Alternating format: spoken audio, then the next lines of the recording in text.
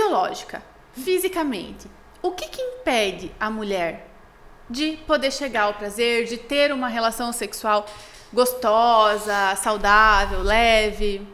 Então, vamos lá. Depende a fase da vida da mulher, certo? Entre a primeira menstruação e a menopausa, que a gente chama de menacme, nas adolescentes, o que mais causa impedimento, que elas referem bastante à diminuição do libido, devido ao uso contínuo de anticoncepcional. Ele faz um bloqueio central e você fica com a vulva justamente como se estivesse na menopausa. Então, isso às vezes elas reclamam de diminuição do libido, diminuição da lubrificação e dor.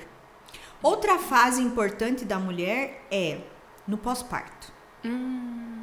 Pós-parto, a gente tem várias situações. A prolactina, que para amamentar ela sobe, a dopamina desce, então para de liberar os hormônios dos ovários e tem um ressecamento vaginal bem importante que as mulheres sentem dor.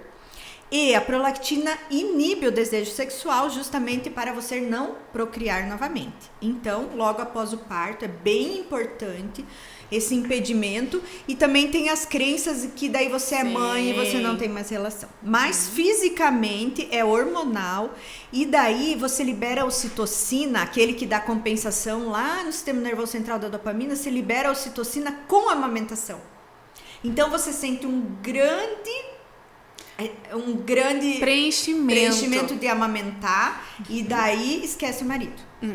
Porque aí já tem aquele super vínculo ali com o bebê. Exatamente. Você não vai procurar ocitocina na relação sexual porque você já tem a secreção dela durante a amamentação. Então, no pós-parto, é bem importante que o casal saiba disso, porque senão acaba distanciando. A mulher fica cansada, ela não acordava à noite, tinha as noites de sono, tudo. E o marido não tem nada disso, né? Então, para ele é bem difícil entender que diminuiu a vida sexual. Às vezes, por indicação médica, na gestação a gente pede para não ter, e daí depois continua no pós-parto. Então, o casal tem que estar muito bem afinado para que isso não gere muito mais problemas. Então, no pós-parto, por isso que tem a quarentena. Por isso que agora a gente pode usar a terapia reposição local do estradiol, que melhora muito, porque dói muito, fica muito fininha a vulva e dói muito e as pacientes não querem ter relação. Ok? Isso na gestação.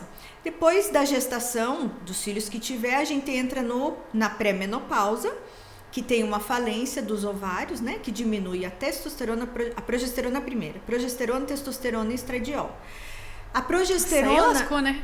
Daí lascou. A progesterona, ela deixa você mais calma, mais sonolenta, mais agradável. O estradiol é para você chamar o sexo oposto, certo? Então, para você, o embelezamento.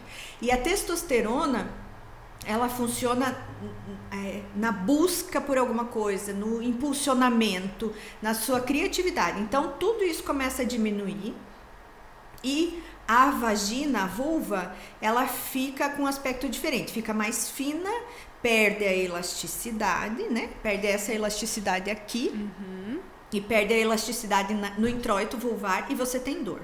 Então, daí a gente tem fissura vaginal recorrente, que a mulher tem bem aqui, ó. A gente sempre fala da vulva em horas, tá? Então, às 12 horas e às 6 horas. Aqui, bem às 6 horas, tem sempre ali bastante fissura, que é um impeditivo que dói. Você tem diminuição da lubrificação, daí coloca aqueles cremes de lubrificação que a base de água, ele só no começo desliza e depois dói também. Então, a perda da lubrificação. E o pior é quando coloca outras coisas, né? Não é para colocar outras coisas. Não é para colocar leite condensado, não né? É para virar lubrificado, nada disso. Porque senão piora. Outra coisa, candidíase de repetição também, a vulva fica bem dolorida, né? Fica com aspecto de hiperemia e fica inflamado. E também tem algumas patologias na vagina. A gente tem perda da elasticidade na vagina, que tem uma coisa que é bem... que elas se referem bastante, com bastante pudor. Só quando eu vou examinar, eu pergunto, acontece isso com a senhora? Sim, como que você sabe? Porque eu no exame físico eu consigo saber qual que é a elasticidade da vagina, né? E isso são os flatos vaginais. Ah, isso é constrangedor, hein? Isso é um grande impeditivo, porque depende a posição, o ar entra e fica aqui, né? E depois é bem constrangedor, e aí, que elas começam a evitar. Isso aí. Aí vai gerar medo para a próxima relação sexual. Exatamente. E às vezes a mulher ela não tem nem consciência que foi esse o gatilho que tá gerando evitação das próximas relações. Exatamente. Porque ela nem sabe direito o que é, né? Exatamente. Ela só ouviu um barulho estranho. Nunca ninguém ouviu. Ai, eu solto flatos pela vagina.